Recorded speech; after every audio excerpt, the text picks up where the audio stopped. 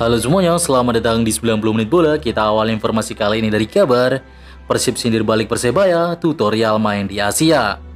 Beberapa waktu yang lalu, sepak bola Indonesia dihebohkan oleh postingan media sosial Persebaya yang menggunakan caption tutorial penalti. Saat Persebaya berhasil menahan imbang 1-1, Dewa United berkat penalti menit akhir dari Bruno Moreira. Postingan tersebut langsung dibanjiri komentar oleh para bobotoh karena dianggap sebagai sindiran ke Persib Bandung. Saat itu Persib memang gagal membuat gol saat mendapatkan penalti lawan Persita Tangerang. Nah, kali ini Persib Bandung yang berhasil menang lawan Bangkok ketika bermain di ACL2 dengan skor 2-0 membalas sindiran ke Persebaya. Persib menuliskan caption, "Apakah kalian tidak akan membuat tutorial main di AFC? Kelas! BTW, kapan ya kira-kira Persebaya bisa main di Asia? Semoga sindiran kayak begini bisa bikin Bajul Ijo semakin semangat lagi untuk bisa bermain di Asia pada musim depan." Top skor Liga Kamboja ini bapuk di Persib, hujan kasih pembelaan. Ramon Tankue sebenarnya datang ke BRI Super League dengan reputasi mentereng. Ia merupakan top skor Liga Kamboja 2024-2025 dengan 21 gol bersama Visa KFC. Datang ke Persib sejak masa pramusim, Tankue diproyeksikan menjadi striker utama berdua dengan William Barros. William Barros sudah mengoleksi 6 gol dalam 9 laga. Dan Andre Jung yang baru didatangkan juga sudah mengumpulkan 1 gol plus 1 assist dari 5 laga. Pelatih Bojan Hodak bersikap kalem dengan situasi striker asal Brasil itu. "Saya tidak memiliki ultimatum untuk Ramon agar segera nyekor," ujar Hodak. "Bagi saya yang penting kami bisa memenangkan pertandingan, tak peduli siapa yang mencetak gol," terang Bojan Hodak menambahkan. Bonek rame-rame minta Persebaya rekrut Bernardo Tavares. Belum genap seminggu setelah Bernardo Tavares resmi mengundurkan diri dari PSM Makassar, supporter Persebaya Surabaya alias Bonek langsung bergerak.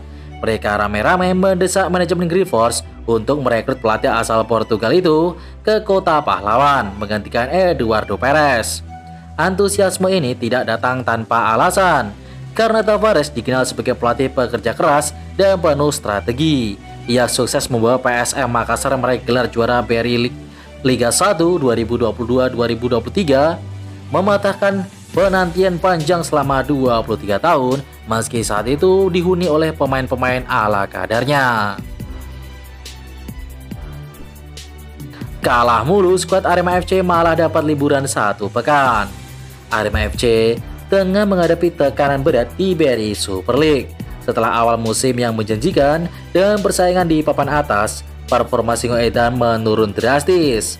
Dalam 3 pertandingan terakhir, Arema hanya mengumpulkan 1 poin saja sehingga terperosok ke posisi 10 klasemen sementara dengan total 9 poin dari 7 laga. Kondisi ini memancing manajemen dan pelatih untuk mencari solusi membangkitkan semangat pemain. Salah satu langkah yang diambil ialah memberikan bonus istimewa berupa libur latihan selama 1 pekan penuh. Meski bukan bonus materi, keputusan ini dianggap penting untuk menyegarkan fisik dan mental skuad. Kalah beruntun, Jordi Amat kasih saran ke Persija. Kekalahan beruntun memang meninggalkan luka yang dalam bagi Persija dan penggemarnya. Meski demikian, Persija tetap harus bangkit. Jordi Amat menyatakan bahwa Persija perlu segera evaluasi dan berbenah selama jeda internasional.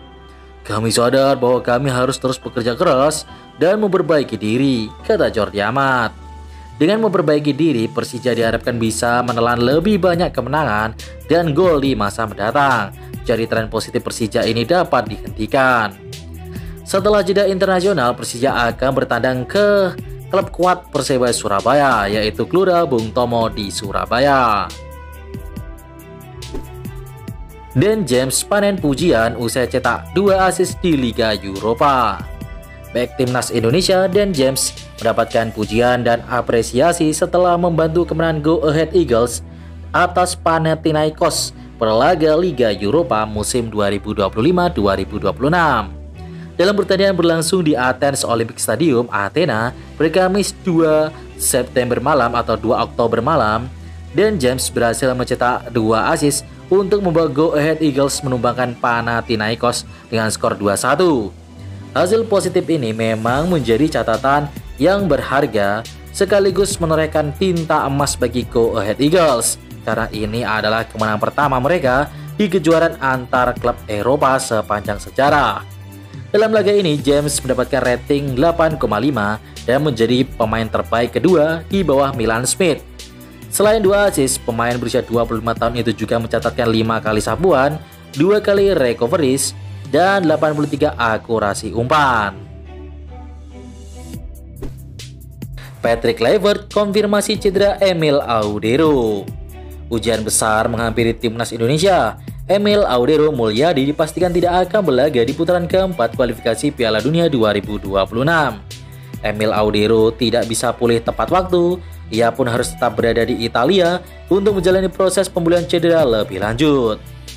Hari ini saya menelpon Emil. Dia menjalani MRI dan dia mengonfirmasi bahwa sayangnya dia tidak bisa bergabung di putaran keempat kualifikasi Piala Dunia 2026 melawan Arab Saudi dan Irak, ujar Patrick Kluivert via kanal YouTube Timnas Indonesia. Patrick Kluivert pun menyesalkan cedera yang dialami Emil Audero Mulyadi sebab kualitas sang kiper tidak diragukan lagi, baik saat memperkuat Cremonense yang tengah on fire atau saat menjadi bagian dari Timnas Indonesia. Timnas Malaysia umumkan 29 pemain tanpa 7 pemain ilegal. Federasi Sepak Bola Malaysia mengumumkan pemanggilan pemain ke skuad Timnas Malaysia pada Jumat 3 Oktober 2025.